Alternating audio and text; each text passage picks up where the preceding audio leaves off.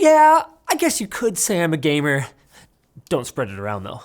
Just kidding, it's cool. Valve planted a surprise bomb yesterday when they suddenly released Counter-Strike 2 as an update to CSGO. 2, well, it doesn't matter. The point is, it might have taken them over 10 years to make a sequel, but at least they eventually managed to do it this time. CS2 already has over 1 million players, though many of which are having a terrible time if you go by the comments made by some pro CSGO players who have criticized the new volumetric smoke and the sub-tick servers. But even Counter-Strike players without G Fuel sponsorships have some gripes about the absence of popular CSGO features, like popular maps, the ability to shoot left-handed, and the ability to play on a Mac. To make matters worse, Counter-Strike 2 has pulled an Overwatch 2 and completely replaced CSGO, so there's no way to go back to a game that people have been playing for over a decade at this point. Luckily, CS2 still has CSGO's most important feature: loot boxes. Esports newsman Jake Lucky claims that CS2 made $40 million in the first 40 minutes. That's $1 million a minute!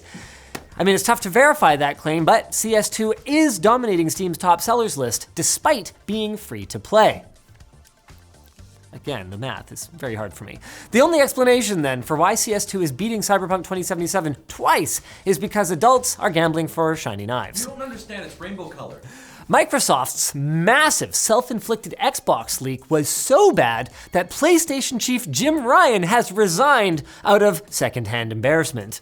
In a press release, Sony, you can't break. Sorry. I saw you. I was gonna hold it together, Riley. Don't look at him. In a press release, Sony announced that Sony Interactive Entertainment CEO Jim Ryan is retiring next year after 28 years with the company because he's found it increasingly difficult to reconcile living in Europe and working in North America.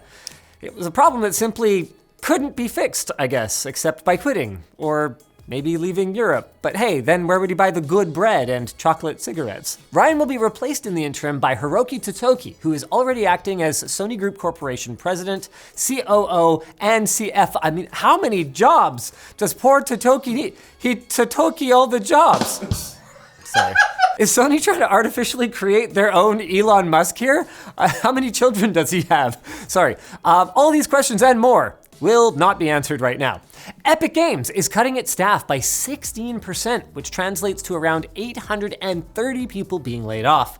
In a memo to employees, CEO Tim Sweeney said that Fortnite just ain't growing as fast as it used to, probably after all those 8-year-old kids got older and decided, well, shucks, I just can't play baby games anymore because I'm 10. Why is the 8-year-old Southern? While the game is still growing, Sweeney says that it's driven by creator content, which requires significant revenue sharing. On top of those unlucky 800-something employees, 250 more will also be leaving Epic as the company sells off music site Bandcamp and their marketing arm, Super Awesome, which I guess was less awesome than they thought it was. It was super bad.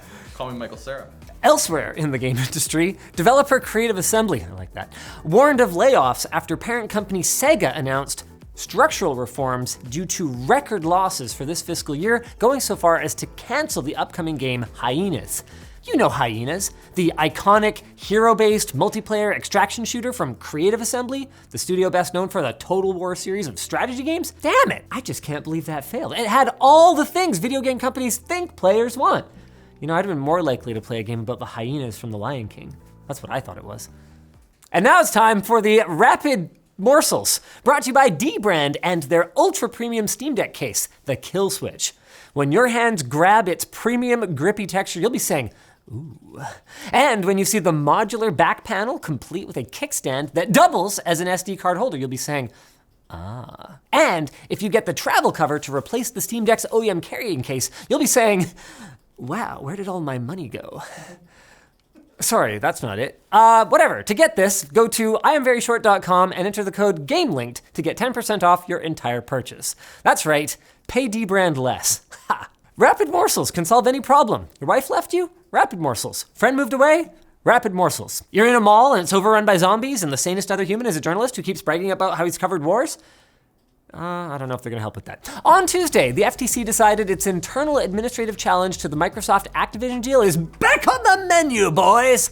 The US trade regulator originally withdrew their challenge months ago after a federal judge in California denied their request to pause the deal until their original in-house investigation concluded.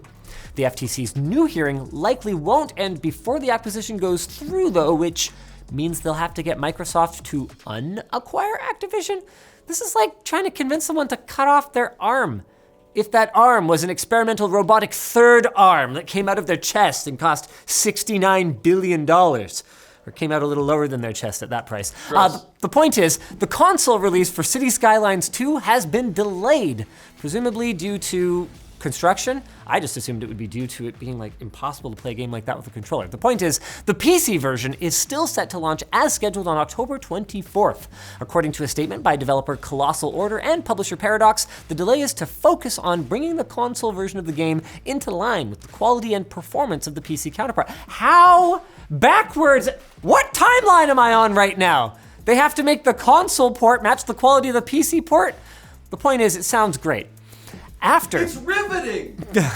Come on, Linus, it's right in there! You nailed it. Okay, good. After the runaway success of Dave the Diver, the silly pixelated game about catching fish to make sushi, developer Mint Rocket started work on the game's obvious successor, a AAA-style PvPvE zombie apocalypse stealth survival game. In Nakwon Last Paradise, players will venture out to contend with invincible zombies and with fellow survivors to find resources so they can sell them to pay rent and increase their social status. Standard zombie game stuff. I gotta say, fighting against other people and non-living agents just to find a steady income, it's a little on the nose. To celebrate its 50th anniversary, the Van Gogh Museum in Amsterdam partnered with Pokemon to sell merchandise of Pikachu dressed up like Van Gogh. In celebration of the limited promotional Pikachu trading card included with every purchase, scalpers swarmed the museum like rent-seeking zombies. See, this is what I'm talking about. In hope of flipping the cards for a quick buck. The cards from the last time Pokemon partnered with the museum are now worth $670. So, this is great. Finally, Europeans get to experience the joys of Black Friday shopping and see why Target is closing all of their stores now. And the internet has been seeking answers ever since an alleged bug in Baldur's Gate 3 was discovered that caused players to be teleported into a realm populated exclusively by naked men and one-clothed dragonborn who must have won a very high-stakes game of strip poker. I'm sorry, is this a real thing? Yes. Larian Studios eventually explained that when you choose a voice during character creation, it needs to be assigned to a physical dummy character, hence the unclad lads. So on your next playthrough of Baldur's Gate 3, just remember that your character isn't the one talking. It's some strange puppet master with his giant slayer unsheathed. That's not a lance, this is a lance. Speaking of strangers, don't be a stranger. Come back on Tuesday for more gaming news delivered by, as it turns out, an off-camera nudist somewhere. I'm just a puppet and I'm saying some stuff and we should do a little voiceover and have me saying whatever you guys... dbrand is right. I am very short.